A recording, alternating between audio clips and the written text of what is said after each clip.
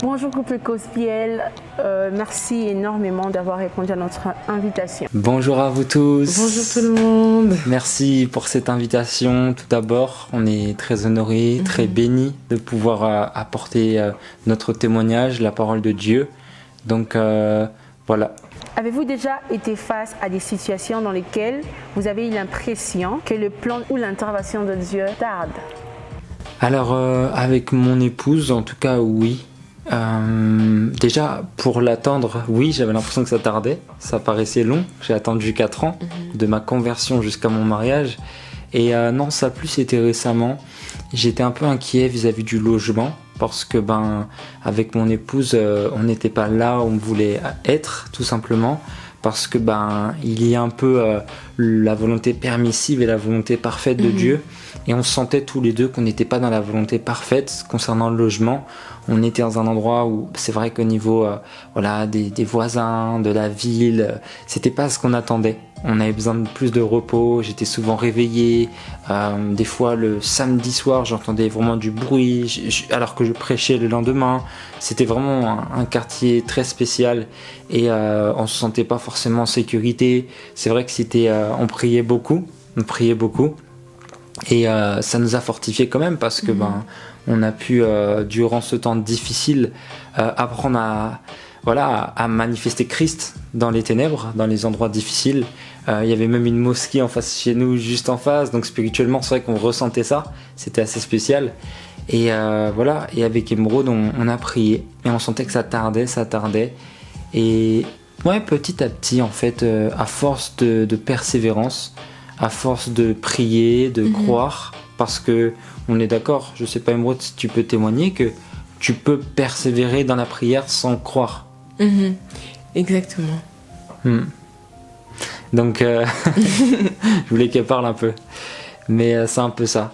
On avait peut-être à quelques moments perdu la foi, c'est-à-dire que pas perdu la prière, on prie toujours, mais perdu la foi. Où tu peux... Non, si, quelque part, en la promesse. On perd jamais la foi. Oui, mais en la promesse. La nouvelle habitation. Parce qu'à force d'échecs. À force d'échecs, on a fait combien de visites? On a été en Belgique, on a été à Paris, on a été partout. Plus du doute que perdre la foi. Ouais, mais c'est ça que je voulais dire, ouais. On a quand même douté. Et quelque part, c'est pas qu'on a perdu foi en Dieu, on croit en Dieu. Mais peut-être foi en cette promesse où tu te dis, ça arrivera jamais. Moi, je l'ai vécu en tout cas. Mais c'est du doute. Du doute, plus du doute, ouais. Ouais, du doute. Mais c'est pas perdre la foi à renier Christ, en tout cas. C'est vrai qu'heureusement qu'Émeraude est là, elle corrige toujours nos paroles. Donc c'est ça. Ça a été un peu dur et en fait, on a fait ce travail de foi, de croire et de se réjouir. Je sais que toi, tu prenais beaucoup des temps où tu chantais, tu dansais. Exactement. Si tu peux aussi témoigner... Qu'est-ce que tu disais? Qu'est-ce que tu chantais? Est-ce que moi je t'ai beaucoup vu dans la foi, quoi? J'ai surtout gardé espoir, gardé la foi tout simplement. J'ai jamais perdu la foi, mais j'ai continué de prier, de croire en ce que Dieu avait dit. Et je me disais, si la promesse tarde, elle s'accomplira certainement. Et c'est ça, je m'attachais à ça tout simplement. Et je sais que Dieu n'est pas un homme pour mentir. Et je m'attachais à ça. Je savais que Dieu allait agir, peu importe quand, mais il allait agir. Amen. Amen, amen. Habacuc 2:3. Si elle tarde, attends-la patiemment. Et la patience, c'est une différence avec l'attente. L'attente, c'est de se dire j'en ai marre, Dieu me bénit pas. Alors que la patience, c'est l'attente avec la joie. Et il y a 2 dimensions en fait, parce que tu peux attendre une bénédiction et tu perds patience, tu perds foi, tu doutes. Et quelque part, il y a la patience. Attends-la patiemment. C'est-à-dire que tu attends en te réjouissant. Tu attends en rendant grâce. Tu attends en bénissant. Tu attends en étant dans l'expectative. Même si au final, tes yeux ne voient que ténèbres. Donc c'était un peu ça notre épreuve, le logement. Ouais. Et là, le Seigneur nous a fait grâce. Donc on est encore dans les cartons. Waouh, magnifique. Très puissant, merci. Notre deuxième question. Quelle position prenez-vous souvent quand vous sentez que l'intervention divine semble traîner par rapport à vos attentes? Dans une position de prière, tout le temps. Prier. Parce que vraiment, les réponses viennent de Dieu et même la foi et la patience viennent dans la prière. Parce que au plus on prie, au plus Dieu nous donne une parole, au plus on s'attache à cette parole, et au plus cette parole nous donne cette foi et cette position à avoir dans les moments difficiles. En fait, la position qu'il faut avoir et qu'il faut demander, c'est une position de foi, une position de combat et une position de patience aussi. Donc voilà. Amen. Donc au plus on prie, au plus on reçoit une parole, et au plus on s'attache à cette parole. Exactement. Waouh. Oh, waouh. Merci, vraiment. Et notre troisième question, que faire quand on se sent en décalage ou en dehors du temps, surtout quand Dieu n'intervient pas au moment qu'on espérait le plus? Alors que faire? C'est aussi d'apprendre à armer sa pensée. Dans la boxe, les coups qui nous mettent à terre, c'est des coups qu'on ne voit pas arriver. Je pense que moi j'ai déjà regardé des matchs d'UFC, de boxe taille, tout ça. Les KO, ils arrivent quand souvent le type fait une rotation et le coup arrive et il n'a pas vu venir. Il y a un coup qui s'appelle Spilling Back Fist. C'est un coup en fait où le boxeur se tourne en fait et en fait dans son élan il met un coup de coude. Et à chaque fois il y a un spécialiste, il met KO tout le monde avec ce coup parce que la personne en fait fait une sorte de diversion et tape en tournant. Et la personne elle croit qu'il fait un show et elle se prend un coup en croyant que c'est un show. Pourquoi je dis ça? Parce qu'en fait très souvent on est dans la foi et notre foi elle est insolente, notre foi elle est incroyable, mais le souci c'est que elle est tellement insolente qu'elle écoute plus les conseils, elle est tellement insolente qu'elle écoute plus la sagesse des pères, la sagesse des anciens, la sagesse de ceux qui ont d'expérience. Et les gens te diront que tu vas te prendre un mur, mais toi t'es dans la foi, tu dis non, je sais que c'est le temps de Dieu et tout, je sais que Dieu va faire, et tu doutes pas, et c'est bien. Mais quelque part des fois, ta foi elle est trop insolente et elle doit plus se baser sur des conseils. En fait la foi, je pense que tu es d'accord, la foi si elle n'est pas associée de sagesse, elle est pas bonne. De parole. Ouais, et de parole, amen. Elle est pas bonne. C'est comme si tu crois, mais elle n'est pas basée sur les Écritures, elle n'est pas basée sur les conseils. Parce que la sagesse vient dans une multitude de conseils, nous dit la parole. Et voilà. Et par rapport au temps, mais non. Moi j'ai vécu ça, de me dire, je crois que c'est le temps parfait de Dieu, mais j'ai l'impression qu'il agit pas. Mais c'est parce qu'en fait, peut-être de 1, il veut pas me bénir de la manière dont je l'attends. Peut-être de 2, au final je combats ma bénédiction parce que je cours trop après elle. Peut-être de 3, c'est peut-être pas le temps alors que tu crois que c'est le temps. Et puis voilà, rends Dieu grâce. n'est jamais en retard, premièrement. Rends grâce. Ouais, c'est vrai. Voilà. Il y a quelqu'un qui a dit, si tu veux être délivré de la comparaison et de la jalousie, dis-toi une chose, c'est que Dieu fait chaque chose en son temps. Amen.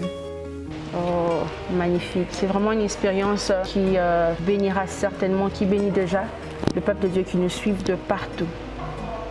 Quatrième question. Que faire pour toujours être dans le timing de Dieu? Votre conseil pragmatique là-dessus?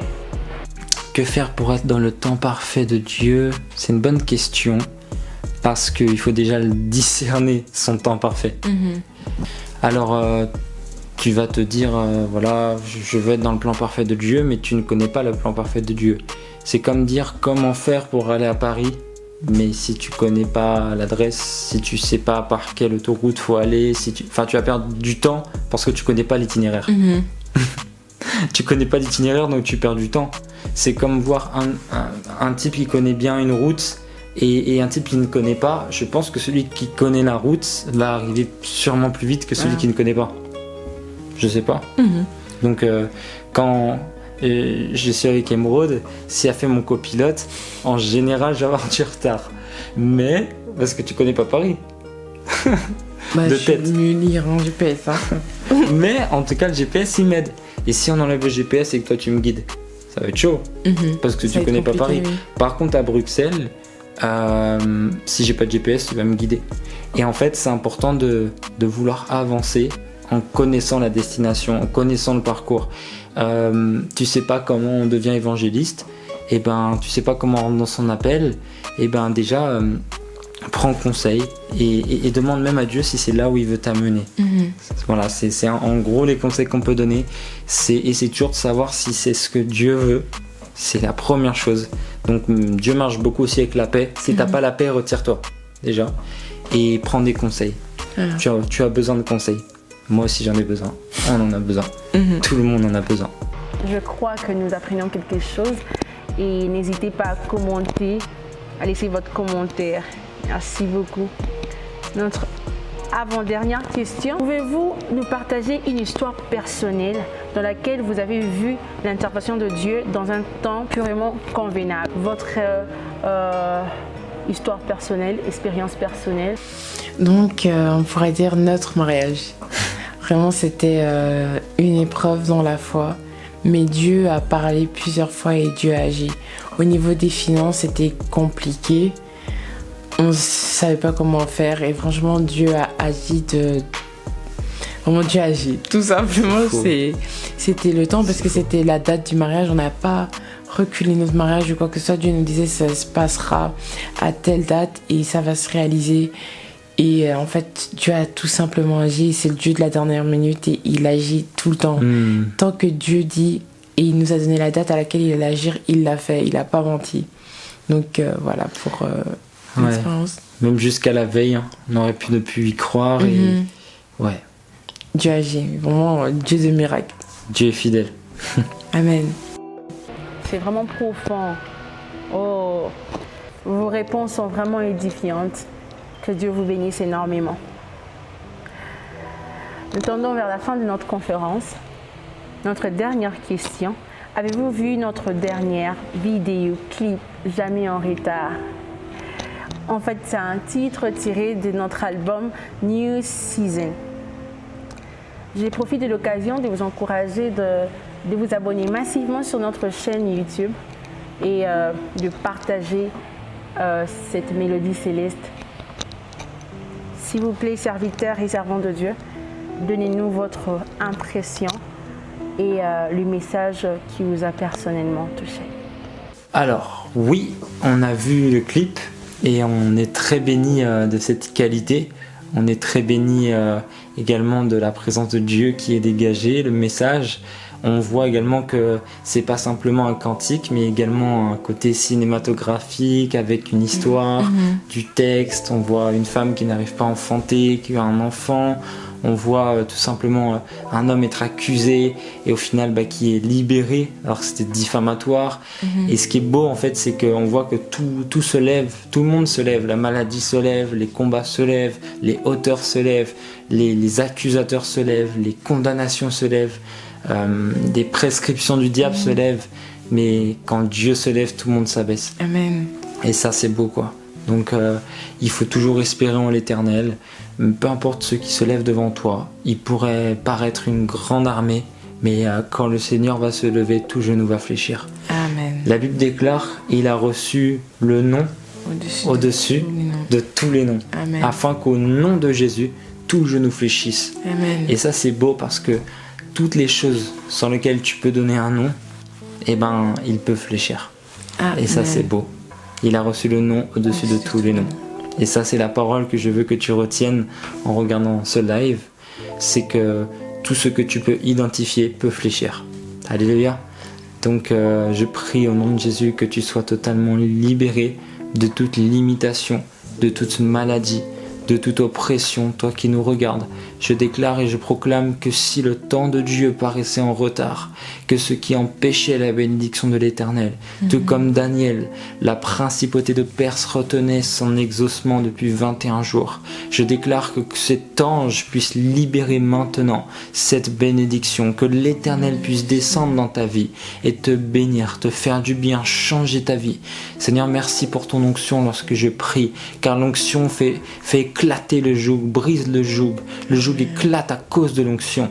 Et Père, je te remercie, Seigneur, parce que toi tu es là et toi tu marques la différence. Seigneur, ce n'est pas question d'un homme, c'est question de toi. C'est question de toi dans nos vies. Seigneur, je te bénis, Seigneur. Je te bénis parce que tu touches quelqu'un. Je te bénis parce que tu transformes la vie de quelqu'un. Quelqu'un qui était découragé retrouve force aujourd'hui. Toi qui étais découragé, tu retrouves tellement de force. Toi qui n'y arrivais plus, aujourd'hui tu vas pouvoir retrouver tes forces. Car l'Éternel est ta force. Et la Bible déclare: ma grâce te suffit. Amen. Car ma puissance s'accomplit dans ta faiblesse. Je déclare qu'à partir d'aujourd'hui tu te relèves, que l'Éternel déverse la vie dans tout ce qui est mort, car la Bible nous enseigne qu'il peut tout ressusciter. La Bible nous enseigne que celui qui croit, celui qui espère verra des fleuves d'eau vive couler dans sa vie. Je déclare qu'il n'y a rien de trop mort que Dieu ne puisse ressusciter. Que le Seigneur ressuscite tout ce qui paraissait mort, tout ce qui paraissait tout simplement éteint, que le Seigneur le rallume au nom de Jésus. En tout cas, Seigneur, je te bénis, je te rends grâce au nom de Jésus-Christ. Amen. Amen. Merci beaucoup pour cette invitation. Merci On a été beaucoup. très bénis. N'hésitez pas si vous avez encore besoin de nous. C'était vraiment incroyable et à très bientôt. Soyez bénis.